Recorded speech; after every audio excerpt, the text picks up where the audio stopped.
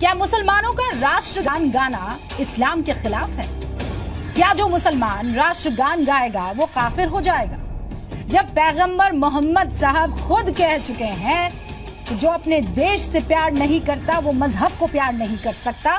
रूबिका जी, एक तो मैं आपको करेक्ट कर दूं माफी के साथ में, आपने जो एक हदीस शुरू में पढ़ी थी कि मोहम्मद साहब ने कहा है कि अगर वतन से मोहब्बत नहीं तो दीन से भी मोहब्बत नहीं, ये हदीस ऐसे नहीं है। ये हदीस ऐसे है, हुब्बुल वतनी मिनल ईमान, देश से मोहब्बत करना ईमान का हिस्सा है। इसको आप करेक्ट कर लीजिए प्लीज। हमें ये देखना चाहिए कि कोई भी गाना या कोई भी चीज़ आप कहते हैं उसकी मानी क्या है। आप जब वंदे मातरम पढ़ते हैं उसकी मानी है कि हम सिजदा करते हैं इस देश जो हमारी माता है, ऐसे कहा जाता है, और हम इसकी पूजा करते हैं। ये हमारे लिए शिर्क है, शिर्क है इस्लाम में, और गलत है हिंदुइज्म में भी।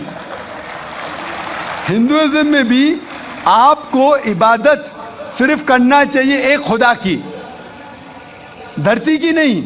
तो हिंदुइज्म में भी गलत है, क्रिश्चियनिटी में भी गलत है, इस्लाम में ही गलत है। लेकिन आम हिंदू अपने मज़हब को नहीं जानते, अपनी मजहबी किताबें नहीं पढ़े हैं, इसीलिए कोई भी आप गाना गाते हैं अगर उसके मानी खुदा के खिलाफ है, अल्लाह सुब्हाना व तआला के खिलाफ है, भगवान के खिलाफ है, तो ऐसा गाना गाना गलत है। आपने मुझे शुरुआत में नमस्ते कहा, नमस्ते, नमस्ते के क्या मानी है भाई साहब, आप बोल सकते हैं? नहीं पता क्या मानी है? माइक्रोफोन ऑन कीजिए जरा भाई साहब का।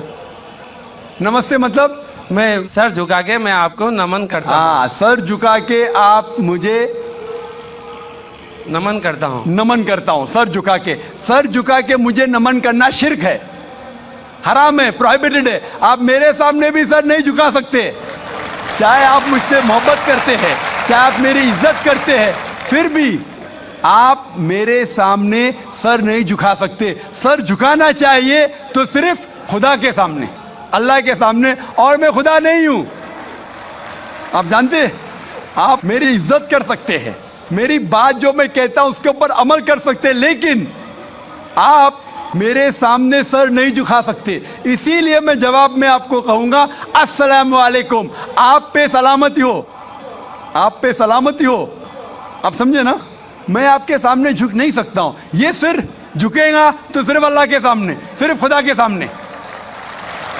तो आपने बड़प्पन में मुझे कहा, लेकिन अगर गलत चीज कहा तो मैं वापस से जवाब नहीं दे सकता हूं, क्योंकि मैं जानता हूं जो लोग नहीं जानते वो ऐसे हरकत कर सकते हैं। मिसाल के तौर पे, 1 महीना पहले मैं जब बॉम्बे एयरपोर्ट पे था तो एक औरत, हिंदू खातून, मुझे पूछी कि आप डॉक्टर जाकिर नाइक है?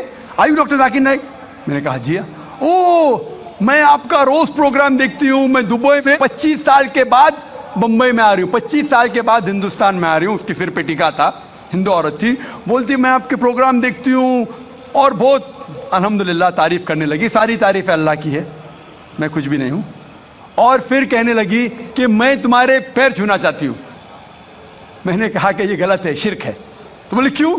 वही जवाब मैंने दिया, आप जो भी कहो मैं आपकी बात मानूंगी।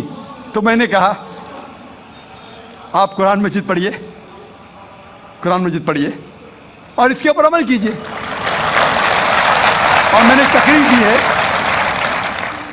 Similarities between Islam and Hinduism, इस्लाम और हिंदुइज्म में यकसानियत, और साबित किया है कि हिंदुइज्म में भी लिखा है कि आप सिर्फ एक ईश्वर की इबादत करना चाहिए, जितने ऋषि आने वाले उनमें मानना चाहिए, और मोहम्मद सल्लल्लाहु अलैहि वसल्लम में भी। तो आपको अगर कुरान और वेदा पे अमल करना चाहिए जो यकसा है, आपको एक खुदा में मानना पड़ेगा और आखिरी पैगंबर मोहम्मद सल्लल्लाहु अलैहि वसल्लम पर।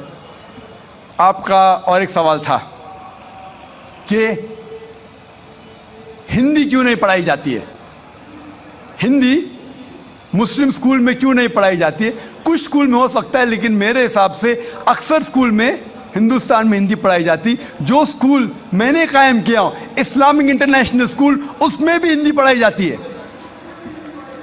ना हिंदी, मराठी भी, जो हमारे स्टेट लैंग्वेज है, हम पढ़ाते हैं, जोर देते हैं अंग्रेजी और अरबी पर।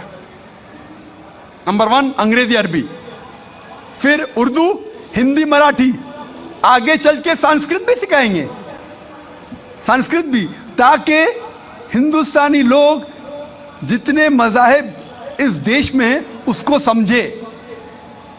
मैं गवर्नमेंट से कहता हूं कि हिंदुस्तान में संस्कृत आम करो। संस्कृत आम करेंगे तो लोग वेदा पढ़ेंगे, पढ़ने के बाद हक के तरफ आएंगे और हिंदू मुस्लिम एक हो जाएंगे। हिंदी तो छोड़ो, संस्कृत, क्योंकि वेद संस्कृत में, हिंदी में नहीं है। हिंदू की जबान है संस्कृत, और मैंने तकरीर की है हिंदुइज्म और इस्लाम में यकसानियत। लेकिन आम हिंदू अपनी मजहबी किताब पढ़ा ही नहीं तो क्या जानेगा। तो मैं संस्कृत कोट करता हूं, फिर तर्जुमा करता हूं और कहता हूं कि आपको अगर लगता है कि मैं कुछ गलत कह रहा हूं, रेफरेंसेस देता हूं मैं। आपका आखिरी सवाल था कि इस्लाम में देशभक्ति के बारे में क्या कहा गया है। इस्लाम में कहा गया है कि सबसे पहले जो मैं बात मानना चाहिए वो हमारे खालिक की, बनाने वाले की, खुदा की, अल्लाह की, सबसे पहले। अगर अल्लाह की बात से कोई दूसरी बात टकराती है तो उसे छोड़ देना चाहिए। जहां तक कि मैं हिंदुस्तानी हूं और मैं गर्व से कहता हूं कि मैं फंडामेंटलिस्ट मुस्लिम हूं, I am a good practice Indian. Fundamentalist, बुनियाद परस्त मुस्लिम भी हूं और अच्छा हिंदुस्तानी भी हूं। मैं हिंदुस्तान के कॉन्स्टिट्यूशन को जानता हूं।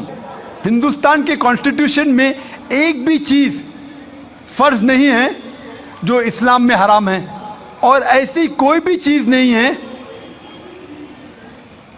जो हमें मजबूर करती है जो इस्लाम में हराम है। और हिंदुस्तान के कॉन्स्टिट्यूशन में, इंडियन कॉन्स्टिट्यूशन में ऐसी कोई भी हराम चीज नहीं जो इस्लाम में फर्ज है और इंडियन कॉन्स्टिट्यूशन में हराम है। तो मैं दोनों को साथ में लेके चलता हूं। लेकिन अगर टकराव होगा, मेरे हिसाब से I can be a very good Muslim and a good Indian. मैं अच्छा मुसलमान भी हूं और अच्छा हिंदुस्तानी भी हूं। लेकिन अगर आगे चल के, अभी तो कोई टकराव नहीं है, लेकिन अगर आप ऐसे देश में हैं जो देश का कानून अपने खालिक के कानून से टकराता है, तो खालिक का कानून ऊंचा है, खालिक का कानून ऊंचा है, खुदा का कानून ऊंचा है, अल्लाह का कानून ऊंचा है। फिर आता है देश। देश ने हमें, ठीक है, ये देश में हम जीते हैं, देश हमारे लिए फैसिलिटीज देता है, लेकिन हमें जान किसने दी? देश ने या खालिक ने? खुदा ने दी। ये हवा जो है, ये हवा के बिना 5 मिनट भी आप जिंदा नहीं रह पाएंगे। कितना? 5 मिनट भी नहीं जिंदा रह पाएंगे। किसने दी? देश ने या अल्लाह ने? खुदा ने। देश ने भी हमारे लिए अच्छे काम किए। मैं देश के खिलाफ नहीं हूं, मैं भी देशभक्त हूं। देशभक्त के मानी क्या? अगर आप बोलते देशभक्त मतलब देश की इबादत करना, तो मैं देशभक्त नहीं हूं। अगर देश की तरक्की चाहता हूं, हाँ मैं हूं देशभक्त। तो देशभक्त के मानी क्या इंपॉर्टेंट है।